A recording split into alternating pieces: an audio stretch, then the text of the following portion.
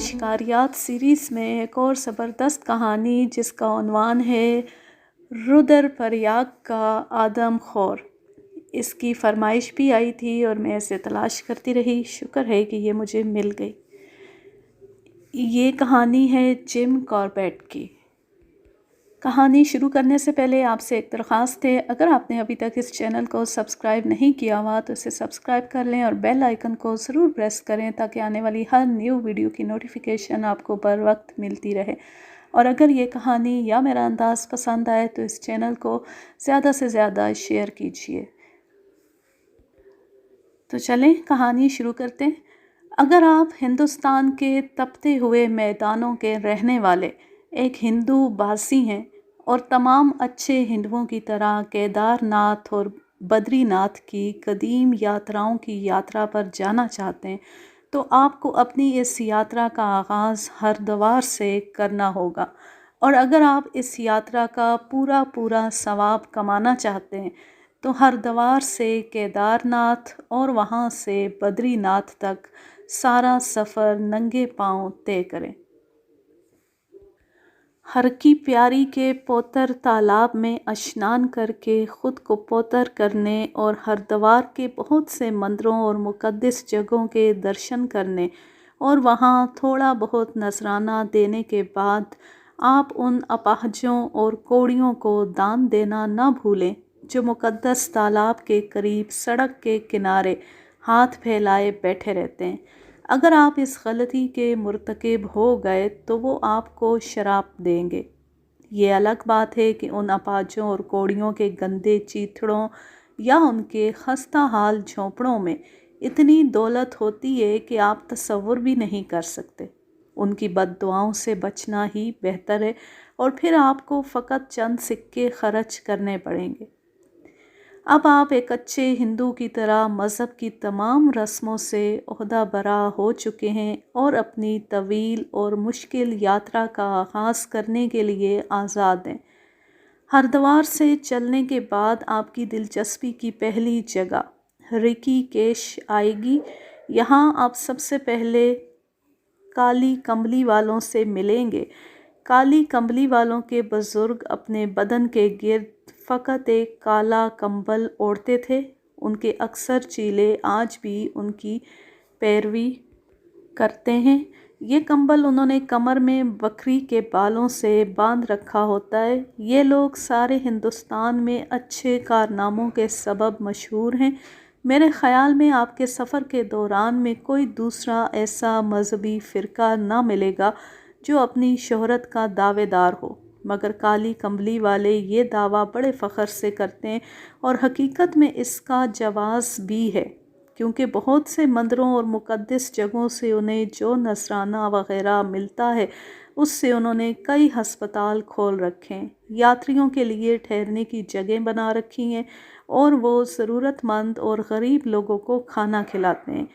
رکی کیش سے چلنے کے بعد آپ لچھمن جھولا پہنچیں گے، جہاں سے یاترا سڑک ایک جھولا نما پل کے ذریعے دریائے گنگا کے دائیں کنارے سے بائیں جانب ہو جاتی ہے۔ یہاں سرخ بندروں سے باخبر رہیں جو پل پر ڈیرا جمائے رہتے ہیں۔ یہ بندر ہریدوار کے اپاہجوں سے زیادہ تنک مزاج اور لالچی ہیں۔ اگر آپ ان کے لیے مٹھائی یا بھنے ہوئے چنے لانا بھول گئے ہیں تو آپ کا پل پر سے گزرنا دوبھر کر دیں گے۔ دریائے گنگا کے بائیں کنارے پر 3 دن کے سفر کے بعد آپ گھڑوال کے قدیم دارالحکومت شری نگر پہنچ جائیں گے۔ یہ شہر مذہبی اور تاریخی اہمیت کے علاوہ کاروباری نقطہ نظر سے بھی بڑا اہم ہے۔ یہ پہاڑوں کے درمیان گھری ہوئی ایک کشادہ اور وسیع وادی میں واقع ہے اور خوبصورتی کا ایک عمدہ نمونہ ہے۔ اسی وادی میں سن 1805 میں گھڑوالیوں کے آباء و اجداد نے گورکھا حملہ آوروں کی یلغار کو روکنے کی آخری ناکام کوشش کی تھی۔ اس کے علاوہ گھڑوال کے باشندوں کو اس بات کا بھی بے حد افسوس ہے کہ سن 1894 میں گوہنا لیک ڈیم کے اچانک ٹوٹ جانے سے ان کا قدیم شہر شری نگر اور وہاں مہاراجاؤں کے عظیم الشان محل تیز پانی کی یورش کی تاب نہ لا کر بہہ گئے تھے۔ اس ڈیم کو بڑی گنگا کی وادی نے جنم دیا ہے۔ بڑی گنگا بذات خود دریائے گنگا کی ایک شاخ ہے جو شروع میں 11,000 فٹ چوڑی اور آگے چل کر 900 فٹ کی بلندی پر 2,000 فٹ چوڑی رہ جاتی ہے۔ جب اس وادی کے منہ پر بنا ہوا ڈیم پتھروں کے سینے کو چیر کر ایک دم پھوٹ پڑا تو فقط چند گھنٹوں کے اندر اس نے 10 کھرب کیوبک فٹ پانی بہا دیا۔ اس سیلاب نے گنگا سے ہردوار تک تباہی مچا دی اور راستے کا ہر پل توڑ دیا، مگر اس سیلاب میں فقط ایک کنبے کا جانی نقصان ہوا اور وہ بھی اس کنبے کے افراد کی اپنی غلطی تھی۔ جب انہیں زبردستی خطرے والی جگہ سے لایا گیا تو وہ پھر وہاں پہنچ گئے۔ شری نگر سے چٹخال تک آپ کو مشکل چڑھائی کا سامنا کرنا پڑے گا، مگر وادی گنگا کے دلکش نظارے اور بدری ناتھ کی ابدی برف آپ کو یہ دشوار چڑھائی محسوس نہ ہونے دے گی۔ چٹخال سے ایک دن کا سفر آپ کو گلاب رائے پہنچا دے گا۔ یہاں آپ کو گھاس پھوس کے بنے ہوئے ایسے سائبان اور کمرے دکھائی دیں گے جہاں یاتری قیام کرتے ہیں۔ یہاں پینے کا پانی جمع کرنے کا ایک بہت بڑا تالاب بھی ہے۔ اس بڑے تالاب کو ایک ایسی شفاف ندی بھرتی ہے جس کا پانی گرمیوں میں پہاڑوں کے نیچے بچھی ہوئی نالیوں اور پائپوں کے ذریعے لایا جاتا ہے، لیکن سال کے دوسرے موسموں میں اس ندی کا پانی پھولدار تختوں، ہری بھری گھاس اور چھوٹے چھوٹے جنگلی پودوں اور جھاڑیوں کے درمیان اٹکیلیاں کرتا رہتا ہے۔ اس سائبان اور کمروں سے 100 گز دور سڑک کی دائیں طرف آم کا ایک درخت ہے۔ یہ درخت اور اس کے اوپر گلاب رائے کے سائبانوں اور کمروں کے مالک پنڈت کا 2 منزلہ مکان ہے۔ یہ درخت اور یہ 2 منزلہ مکان قابل توجہ ہیں کیونکہ آئندہ بیان ہونے والی داستان میں یہ بڑا اہم کردار انجام دیتے ہیں۔ یہاں سے مزید 2 میل کا سفر طے کرنے پر آپ رودر پریاگ پہنچ جائیں گے۔ یہاں سے میرا اور آپ کا راستہ جدا ہو جاتا ہے۔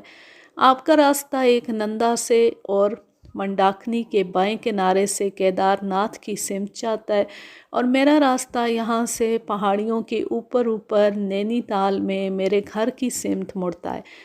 آپ کے سامنے پھیلی ہوئی سڑک جس پر لاکھوں یاتری چل چکے ہیں بڑی ڈھلوان اور ناقابل اعتبار حد تک سخت اور پتھریلی ہے۔ آپ کے پھیپھڑے جنہوں نے سطح سمندر سے اوپر کبھی کام نہیں کیا اور جو اپنے گھر کی چھت سے کبھی اوپر نہیں چڑھے، اور آپ کے پاؤں جو نرم زمین پر چلنے کے عادی ہیں، انہیں بڑی تکلیف اٹھانی ہوگی۔ بارہا ایسے مقام آئیں گے جب آپ پھولے ہوئے سانس اور زخمی پاؤں سے چڑھائی چڑھنے میں مصروف ہوں گے، اور آپ کے ذہن میں کئی بار یہ سوال سر اٹھائے گا کہ کیا یاترا کا ثواب اس تکلیف کی تلافی کر سکے گا؟ مگر ایک اچھے ہندو کی طرح آپ اپنا سفر جاری رکھیں اور اس خیال سے خود کو تسلی دیں کہ تکلیف کے بغیر راحت حاصل نہیں ہوتی۔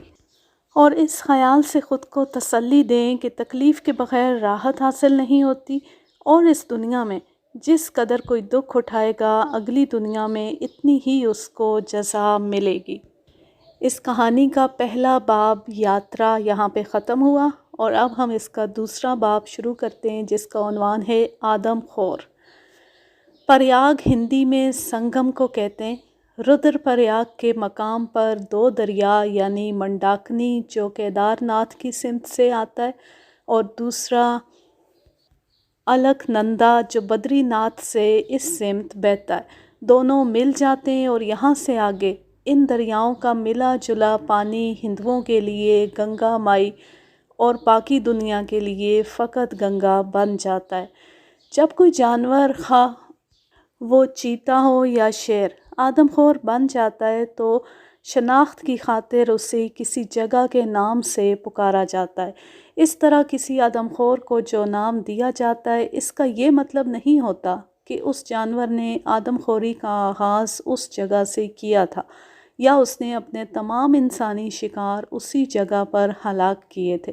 یہ بڑی فطری بات ہے کہ وہ چیتا جس نے رودر پریاگ سے 12 میل دور کیدار ناتھ کی یاترا سڑک پر آدم خوری کا آغاز کیا تھا، بعد میں رودر پریاگ کے آدم خور چیتے کے نام سے پکارا جائے۔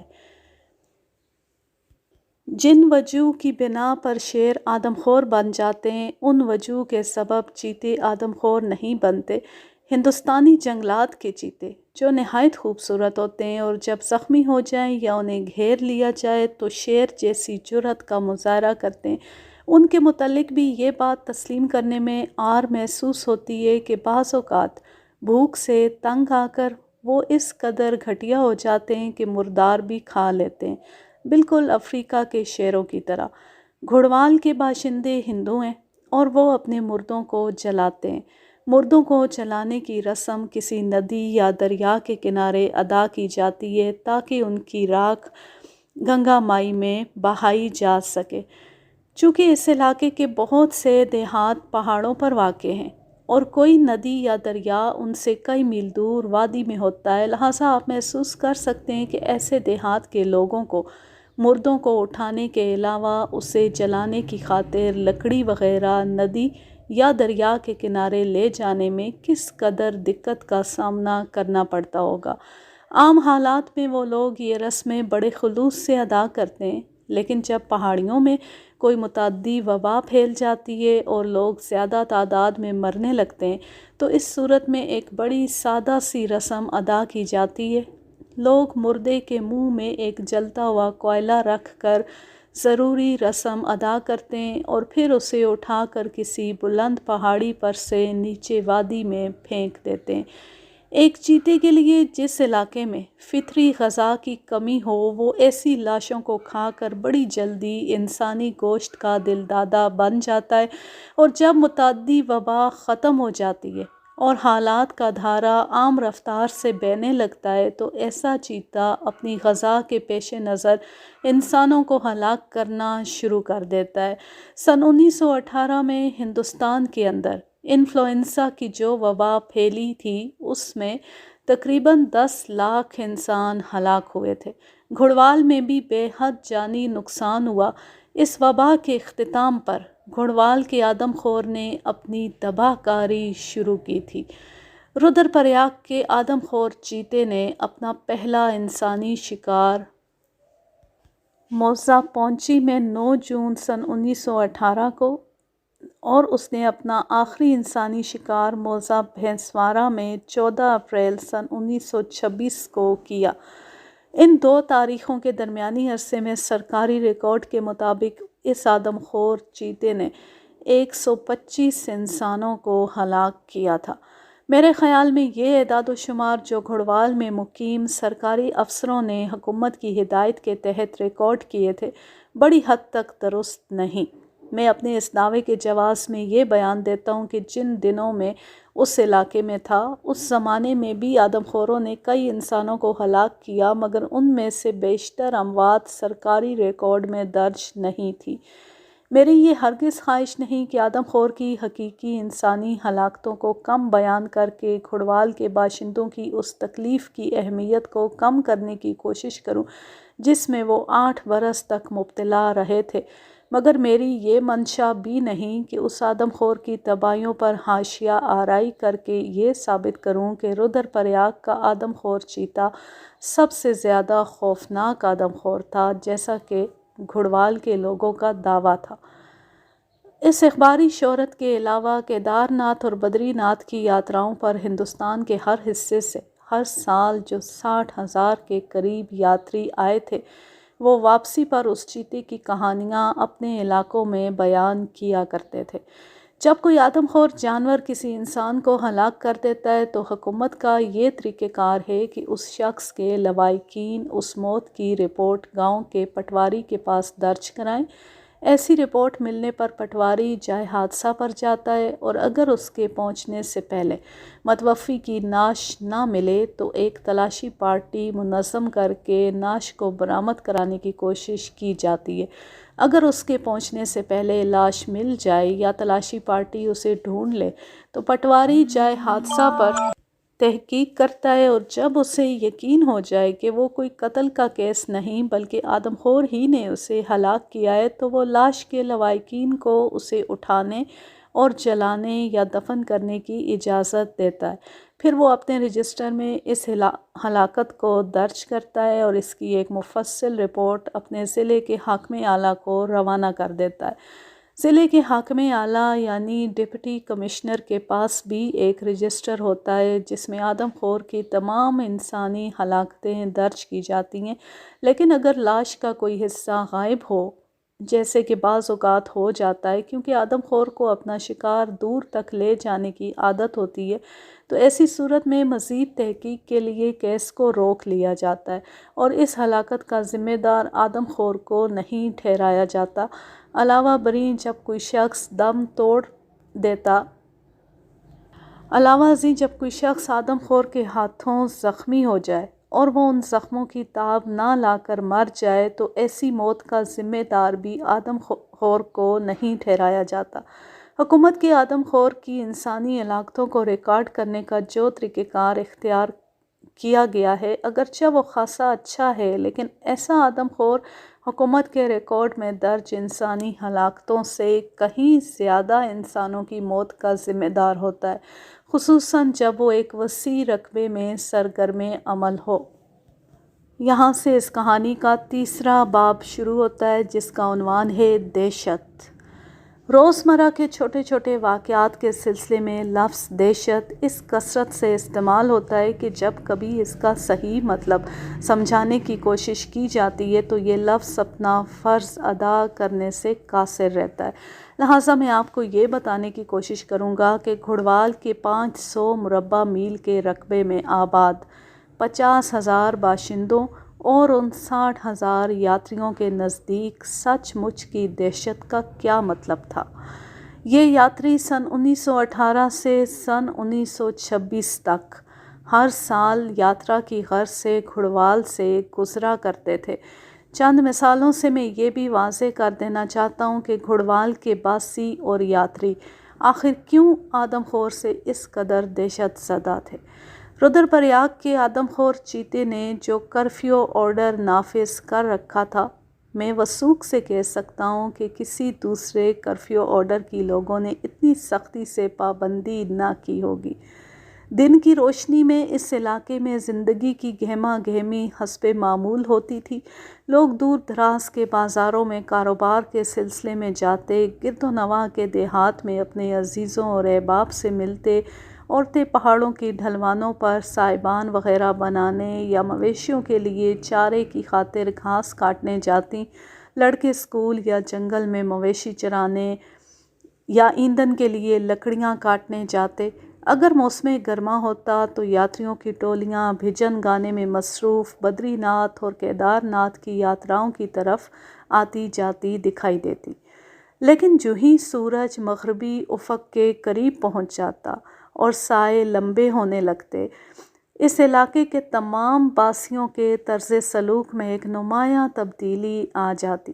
بازار یا گرد و نواح کے دیہات میں گئے ہوئے لوگ تیز تیز قدموں میں گھر کی سمت بھاگنے لگتے، عورتیں گھاس کے بڑے بڑے گٹھے اٹھائے پہاڑوں کی ڈھلوانوں پر سے لڑھکنے لگتی، لڑکے جو اسکول سے واپسی پر راستے میں کھیلنے لگ جاتے یا جو جنگل میں بھیڑیں وغیرہ چرانے یا ایندھن لینے گئے ہوتے، ان کی منتظر مائیں انہیں آوازیں دینے لگتیں اور تھکے ماندے یاتریوں کو مقامی باشندے کوئی پناہ گاہ تلاش کرنے کی تلقین کرتے نظر آتے۔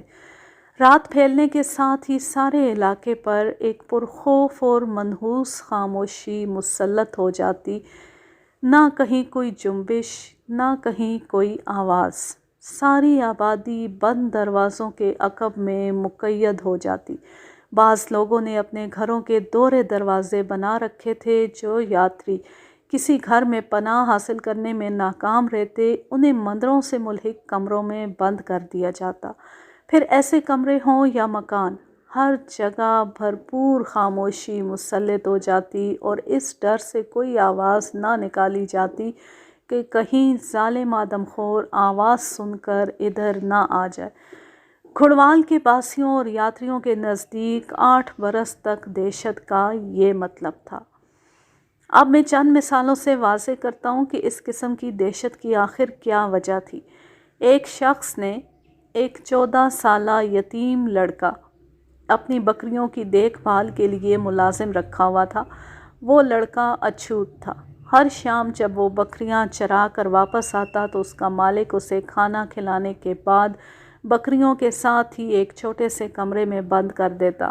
وہ کمرہ مکان کی نچلی منزل پر تھا اور اس سے اوپر والے کمرے میں اس کا مالک رہتا تھا۔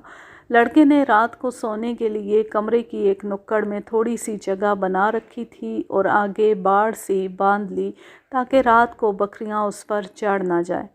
اس کمرے میں کوئی کھڑکی نہ تھی، فقط ایک دروازہ تھا۔ جب لڑکا اور بکریاں کمرے میں داخل ہو جاتیں تو مالک باہر سے دروازے کی زنجیر چڑھا کر مزید حفاظت کے لیے زنجیر میں لکڑی کا کوئی ٹکڑا پھنسا دیتا تاکہ وہ کھل نہ سکے۔ دوسری طرف کمرے کے اندر لڑکا دوہری حفاظت کے پیش نظر دروازے کے آگے ایک بڑا سا پتھر جما دیتا۔ جس رات یہ حادثہ پیش آیا، لڑکے کے مالک نے حسب دستور لڑکے اور بکریوں کو کمرے میں بند کر کے باہر سے زنجیر چڑھا دی۔ اس شخص کی بات پر شک کرنے کی مجھے کوئی وجہ نظر نہیں آتی۔ بعد میں معائنہ کیا گیا تو دروازے پر چیتے کے پنجوں کی خراشیں موجود تھیں۔ یہ عین ممکن ہے کہ دروازہ کھولنے کی کوشش میں چیتے نے زنجیر میں سے لکڑی کا ٹکڑا نکال دیا ہو، یا وہ چیتے کی اس جدوجہد میں خود ہی گر پڑا ہو، جس کے بعد اس کے لیے زنجیر گرانا، دروازہ کھولنا اور دروازے کو دھکیل کر اندر داخل ہونا مشکل نہ تھا۔ ایک چھوٹے سے کمرے میں 40 بکریوں کا ہجوم چیتے کے لیے اس قدر جگہ مہیا نہ کر سکتا تھا کہ وہ ادھر ادھر گھوم سکے۔ یہ بات سمجھ میں نہیں آتی کہ چیتے نے دروازے سے لڑکے تک کا فاصلہ بکریوں کے اوپر سے یا ان کی ٹانگوں کے نیچے سے پیٹھ کے بل رینگ کر طے کیا تھا۔ ظاہر ہے چیتے کو دیکھ کر تمام بکریاں چوکنی ہو گئی ہوں گی۔ یہ تصور کر لینا بہتر ہوگا کہ دروازہ کھولنے کی جدوجہد کے دوران لڑکا بدستور نیند میں مگن رہا۔ جب دروازہ کھلا تو بکریاں باہر بھاگ گئیں۔ ان کی بھگدڑ بھی لڑکے کو بیدار نہ کر سکی، نہ ہی اس نے مدد کے لیے کسی کو آواز دی۔ بعد میں اس کے مالک نے بتایا کہ اسے ایک ہلکی سی چیخ سنائی دی تھی۔ غالباً یہ چیخ لڑکے نے اس وقت ماری ہوگی جب چیتے نے اسے دبوچ لیا ہوگا۔ کونے میں باڑ کے اندر سوئے ہوئے لڑکے کو ہلاک کرنے کے بعد چیتا اسے اٹھا کر خالی کمرے سے باہر نکل گیا۔ اسے اٹھا کر وہ ایک پہاڑی کی ڈھلوان پر سے ہوتا ہوا چند کھیتوں میں سے گزر کر ایک ندی کے کنارے جا پہنچا۔ سورج نکلنے کے چند گھنٹوں بعد لڑکے کے مالک کو وہاں اس کے جسم کے بچے کھچے حصے دکھائی دیے۔ اگرچہ یہ بات ناقابل یقین ہے، مگر 40 بکریوں میں سے ایک کو بھی چیتے کے پنجوں کی خراش تک نہ آئی تھی۔ ایک ہمسایہ اپنے ساتھ والے گھر میں حقہ نوشی کی خاطر آیا۔ جس کمرے میں وہ اور اس کا دوست بیٹھے تھے، اس کی شکل انگریزی کے حرف ایل جیسی تھی۔ جس جگہ وہ دیوار سے ٹیک لگائے حقہ گڑگڑانے میں مشغول تھے، وہاں سے دروازہ دکھائی نہ دیتا تھا۔ دروازہ بند تو تھا، مگر انہوں نے زنجیر نہ چڑھا رکھی تھی، کیونکہ اس وقت تک چیتے نے اس گاؤں میں کوئی انسانی شکار نہ کیا تھا۔ کمرے میں اندھیرا تھا۔ ایک دفعہ جو ہی گھر کے مالک نے حقہ اپنے دوست کی طرف بڑھایا تو وہ زمین پر گر پڑا اور چلم میں سے انگارے فرش پر بکھر گئے۔ اپنے دوست کو محتاط رہنے اور جس کمبل پر وہ بیٹھے تھے اسے بچانے کی تلقین کر کے گھر کا مالک فرش پر سے کوئلے اٹھانے لگا۔ جو ہی وہ آگے جھکا اسے دروازہ نظر آنے لگا۔ دروازے میں سے ابتدائی راتوں کا چاند دکھائی دے رہا تھا اور اس کی مدھم روشنی میں اس نے دیکھا کہ ایک چیتا اس کے دوست کو اٹھائے کمرے سے باہر جا رہا تھا۔ چند روز بعد مجھے یہ واقعہ سناتے ہوئے اس شخص نے کہا، صاحب، میں آپ سے بالکل حقیقت بیان کر رہا ہوں۔ مجھے چیتے کے اندر آنے کی بالکل آواز سنائی نہ دی۔ میرا دوست مجھ سے فقط 1 گز کے فاصلے پر بیٹھا تھا، مگر حیرت کی بات ہے کہ چیتے نے اسے میری موجودگی میں ہلاک کیا اور پھر اسے اٹھا کر چلتا بنا، مگر مجھے یہ ساری کارروائی محسوس تک نہ ہو سکی۔ اس وقت میں اپنے دوست کے لیے کچھ نہ کر سکا تھا، لیکن جو ہی چیتا تھوڑی دور چلا گیا، میں رینگتا ہوا دروازے تک گیا اور اندر سے زنجیر چڑھا دی۔ ایک گاؤں کے نمبردار کی بیوی بیمار تھی اور 2 عورتیں اس کی دیکھ بھال کے لیے اس کے گھر آئی ہوئی تھیں۔ مکان میں 2 کمرے تھے۔ باہر والے کمرے میں 2 دروازے تھے، ایک دروازہ صحن میں کھلتا تھا اور دوسرا دروازہ دونوں کمروں کو آپس میں ملاتا تھا۔ بیرونی کمرے میں ایک دریچہ بھی تھا جو زمین سے تقریباً 4 فٹ اونچا تھا۔ اس دریچے میں پانی سے بھری ہوئی پیتل کی ایک گاگر دھری رہتی تھی۔ اندرونی کمرے میں دروازے کے سوا کوئی دریچہ نہ تھا۔ صحن میں کھلنے والا دروازہ نہایت احتیاط سے بند تھا، مگر دونوں کمروں کے درمیان والا دروازہ چوپٹ کھلا تھا۔ تینوں عورتیں اندرونی کمرے میں فرش پر لیٹی تھیں۔ بیمار عورت درمیان میں تھی، اس کا شوہر بیرونی کمرے میں کھڑکی کے قریب بستر پر لیٹا تھا۔ اس کے قریب فرش پر لالٹین جل رہی تھی، جس کی ہلکی روشنی دروازے کے راستے اندرونی کمرے میں بھی جا رہی تھی۔ نصف شب کے قریب جب گھر کے باسی سوئے ہوئے تھے تو چیتا کھڑکی کے راستے پانی سے بھری ہوئی گاگر سے معجزانہ انداز میں پہلو بچا کر کمرے میں داخل ہوا اور آدمی کے بستر کے اوپر سے چکر لگا کر دوسرے کمرے میں گیا اور اس نے بیمار عورت کو ہلاک کر دیا۔ جب وہ اپنے شکار کو اٹھا کر دوبارہ کھڑکی کے راستے باہر پھلانگنے لگا تو پانی سے لبریز گاگر گر پڑی، جس سے دوسرے لوگ جاگ پڑے۔ جب لالٹین کی لو بلند کی گئی تو کھڑکی کے نیچے بیمار عورت پڑی دکھائی دی۔ اس کی گردن پر بڑے بڑے دانتوں کے 4 زخم تھے۔ باقی 2 عورتوں میں سے ایک نے بعد میں مجھے یہ واقعہ بتاتے ہوئے کہا، وہ عورت بڑی بیمار تھی اور اس نے مر ہی جانا تھا۔ بھگوان کا شکر ہے کہ چیتے نے اس کو چنا تھا۔ 2 گوجر بھائی اپنی 3 بھینسوں کا ریوڑ ایک چراگاہ سے دوسری چراگاہ لے جا رہے تھے۔ ان کے ہمراہ ایک 12 سالہ لڑکی بھی تھی جو بڑے بھائی کی بیٹی تھی۔ وہ اس علاقے میں اجنبی تھے اور آدم خور کے متعلق کچھ نہ جانتے تھے، یا پھر ممکن ہے انہوں نے یہ سوچا ہو کہ ان کی بھینسیں انہیں آدم خور سے محفوظ کر لیں گی۔ سڑک کے قریب 8000 فٹ کی بلندی پر تھوڑی سی ہموار زمین تھی، جس کے نیچے ایک چھوٹا سا کھیت۔ اس کھیت میں ایک مدت سے کاشت نہ کی گئی تھی۔ دونوں بھائیوں نے رات اس کھیت میں بسر کرنے کا فیصلہ کیا۔ انہوں نے کھیت کے درمیان اپنے مویشی ایک قطار کی شکل میں باندھ دیے۔ شام کے کھانے سے فارغ ہو کر ان تینوں نے زمین پر اپنے کمبل بچھائے اور سو گئے۔ وہ اندھیری رات تھی۔ رات کے پچھلے پہر بھینسوں کی گھنٹیوں اور زمین پر ان کے کھر مارنے کی آوازوں نے گوجروں کو بیدار کر دیا۔ یہاں پہ گوجر لکھا ہوا ہے لیکن یہ گجر ہوتا ہے۔ اپنے طویل تجربے کی بنا پر انہیں معلوم ہو گیا کہ وہاں کوئی درندہ آ گیا ہے۔ انہوں نے لالٹین روشن کی اور بھینسوں کو خاموش کرانے کے لیے چل پڑے۔ انہوں نے دیکھا کہ کسی بھینس نے رسہ نہ توڑایا تھا۔ دونوں بھائی چند منٹ کے لیے اپنی جگہ سے غیر حاضر ہوئے تھے۔ جب وہ واپس آئے تو لڑکی وہاں موجود نہ تھی۔ وہ اسے سوتا ہوا چھوڑ گئے تھے۔ جس کمبل پر وہ لیٹی ہوئی تھی اس پر خون کے بڑے بڑے دھبے پڑے تھے۔ جب دن نمودار ہوا تو لڑکی کا باپ اور چاچا خون کی لکیر کے تعاقب میں چل پڑے۔ بھینسوں کے اوپر سے ہو کر یہ لکیر پہاڑی کے نیچے چلی گئی تھی، جہاں چند گز دور چیتے نے اپنے شکار کا صفایا کر دیا تھا۔ صاحب، میرا بھائی منحوس ستارے کے سائے میں پیدا ہوا تھا۔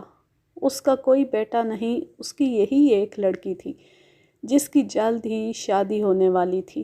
اس شادی سے میرا بھائی اپنی جائیداد کا وارث حاصل کرنا چاہتا تھا، مگر چیتے نے یہ امید بھی ختم کر دی۔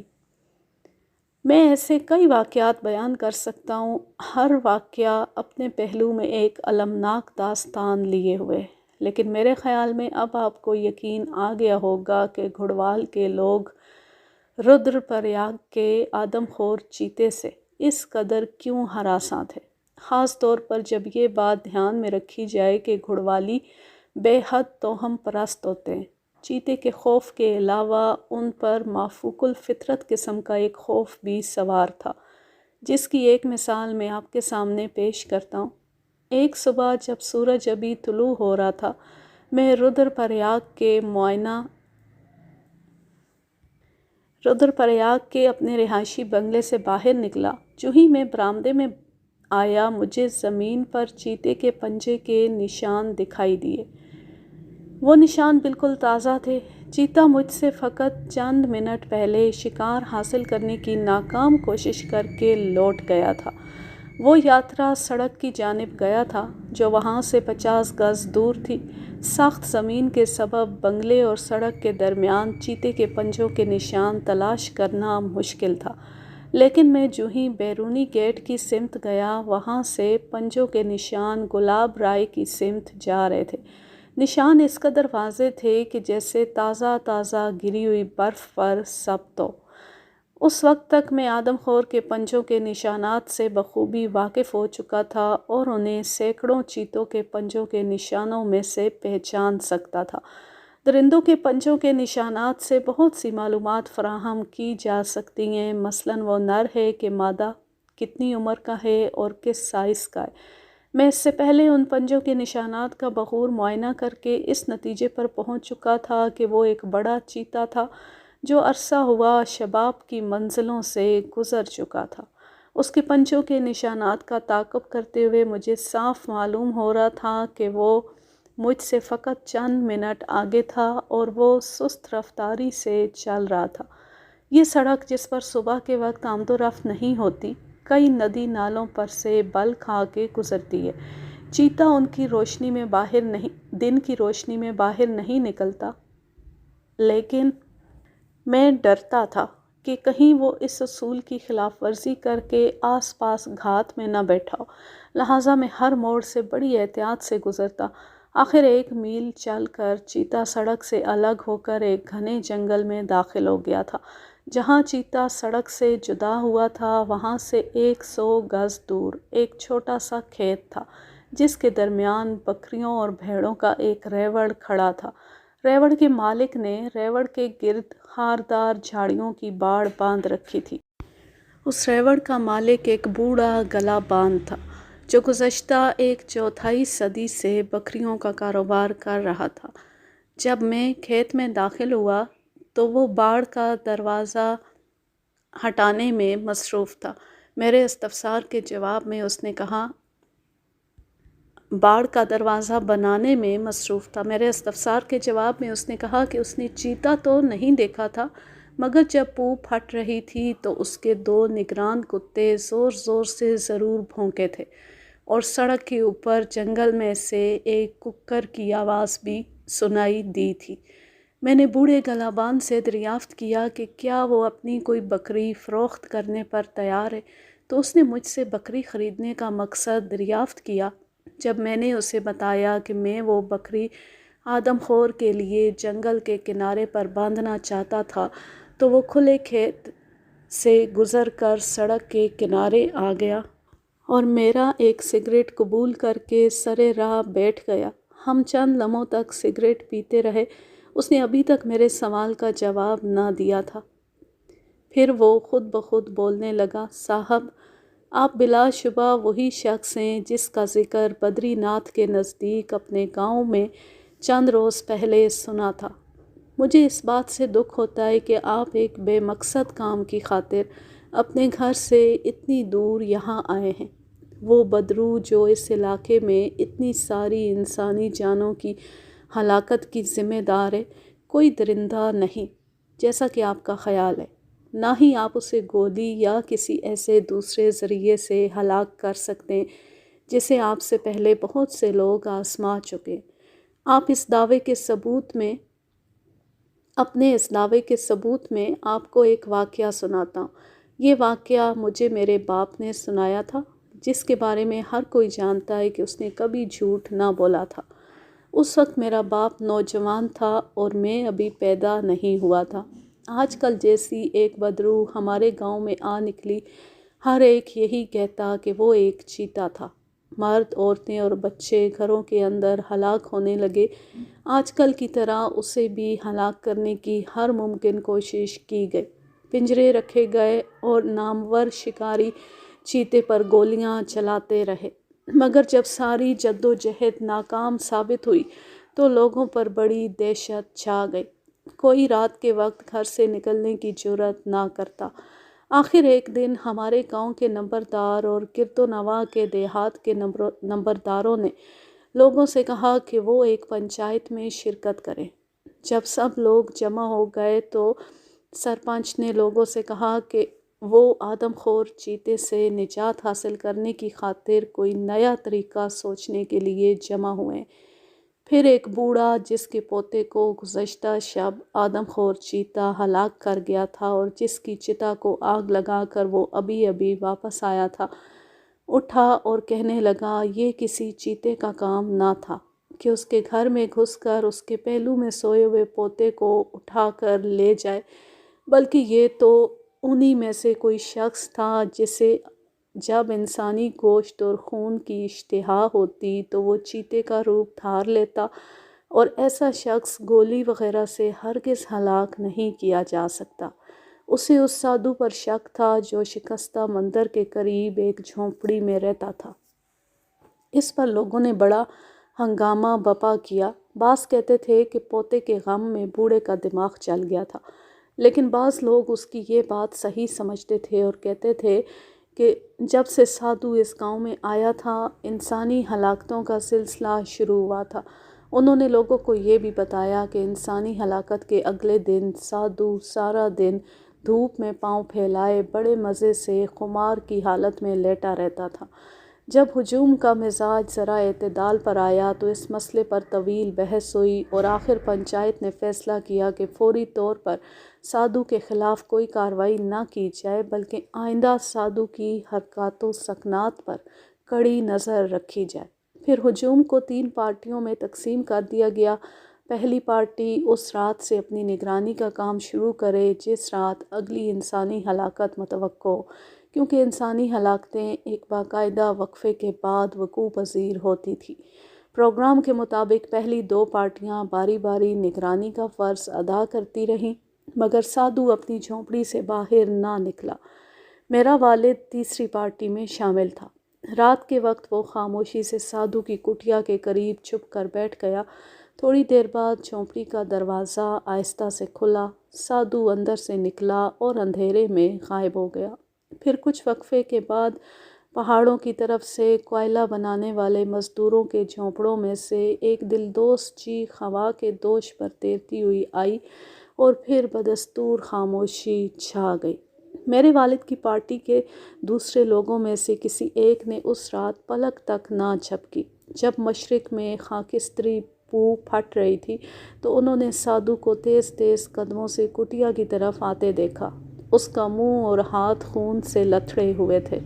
جب سادھو نے جھونپڑی کے اندر داخل ہو کر دروازہ بند کر لیا تو میرا والد اور دوسرے لوگ دبے پاؤں وہاں گئے اور انہوں نے باہر سے دروازے کی زنجیر چڑھا دی۔ پھر سب مل کر خشک گھاس کے بڑے بڑے گٹھے لائے اور انہیں جھونپڑی کے گرد تان دیا گیا۔ جب سورج نمودار ہوا تو جھونپڑی جل کر راکھ ہو چکی تھی۔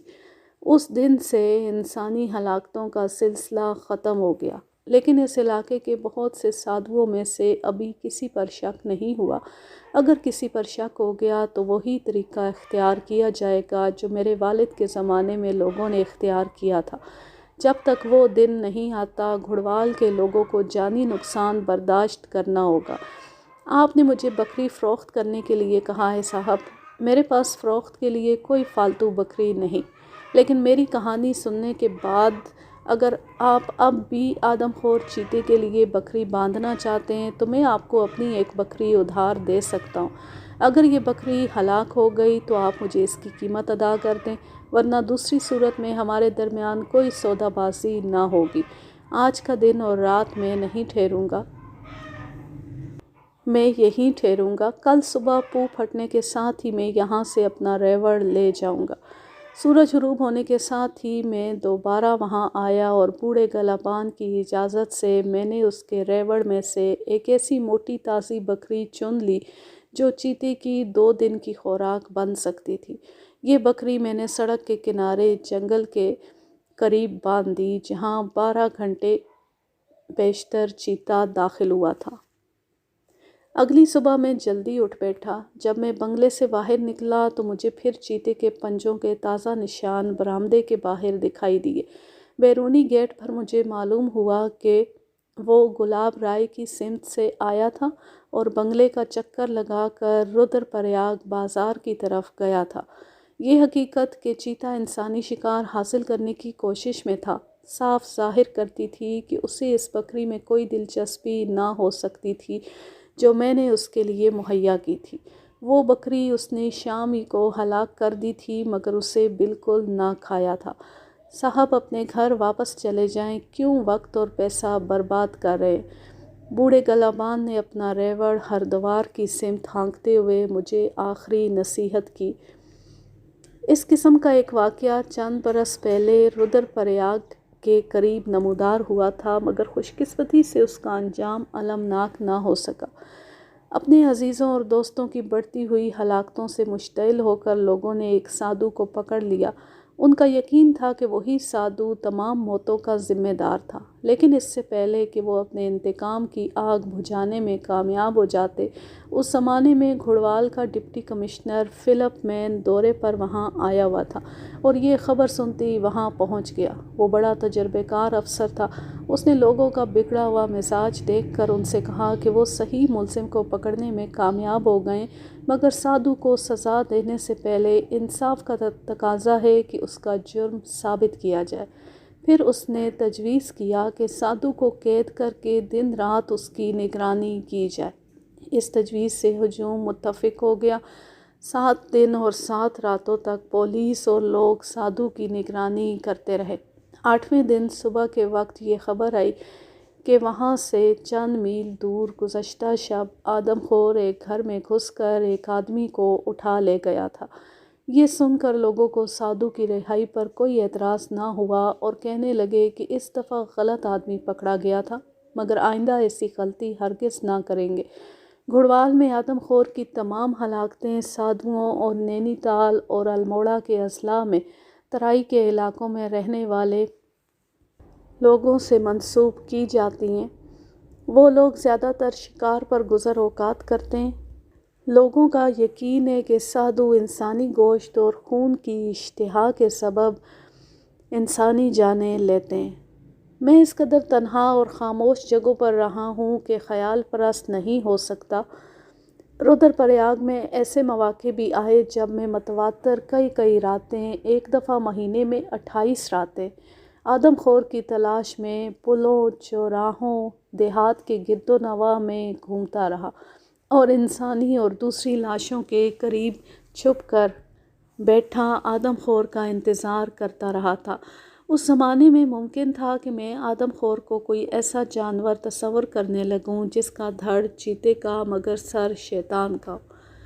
بعض اوقات یوں بھی ہوتا کہ کوئی درندہ شب بھر میری گھات میں بیٹھا رہتا، مجھے بار بار اس کے شیطانی کے کہے سنائی دیتے، وہ مجھے جل دینے کی فکر میں ہوتا اور اس موقع کی تاک میں رہتا کہ جو ہی میں ذرا بے خبر ہو جاؤں تو وہ اپنے دانت میری گردن میں گاڑ دے۔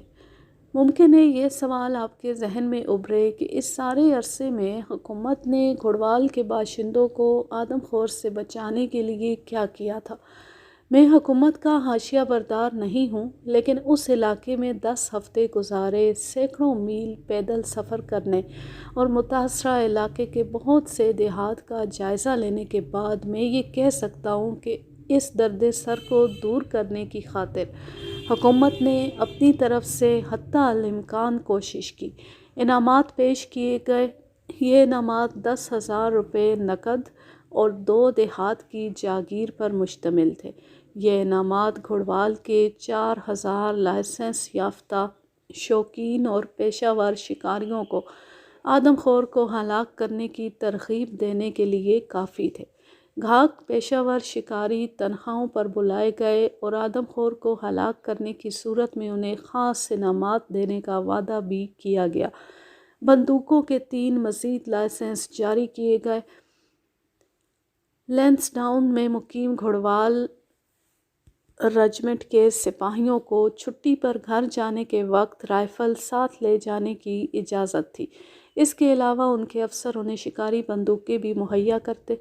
तमाम हिंदुस्तान के शिकारियों से दरख्वास्त की गई कि वो इस चीते को हलाक करने में हुकूमत की मदद करें। देहात और सड़कों के किनारे बहुत से ऐसे पिंजरे रखे गए जिनके दरवाजे खुद ब खुद बंद हो जाते थे। उन पिंजरों में बकरियां वगैरह चीते को तरगीब देने के लिए बांधी जाती। पटवारियों और सरकारी मुलाजमों को इस मकसद के तहत जहर मुहैया किया गया कि वो इंसानी लाश को जहरीला बना दें। इसके अलावा सरकारी मुलाजिम भी आदमखोर को हलाक करने की खातिर अपने फ़र्ज़ की अदायगी के तौर पर वहाँ आते। इन तमाम मुश्तरका कोशिशों का नतीजा फ़कत ये निकला कि एक दफ़ा चीते के पिछले बाएं पंजे में एक गोली लग गई और वहाँ से उसका गोश्त उड़ गया। घुड़वाल के डिप्टी कमिश्नर ने इस मद का इंदराज अपने रजिस्टर में कर दिया। जहाँ तक जहर का ताल्लुक़ है, आदमखोर जहरीली चीज़ें खाने के बाद भी ज़िंदा रहा था। एक सरकारी रिपोर्ट में 3 दिलचस्प वाक़यात दर्ज किए गए हैं। मैं उनके इक़्तिबास आपके सामने पेश करता हूँ।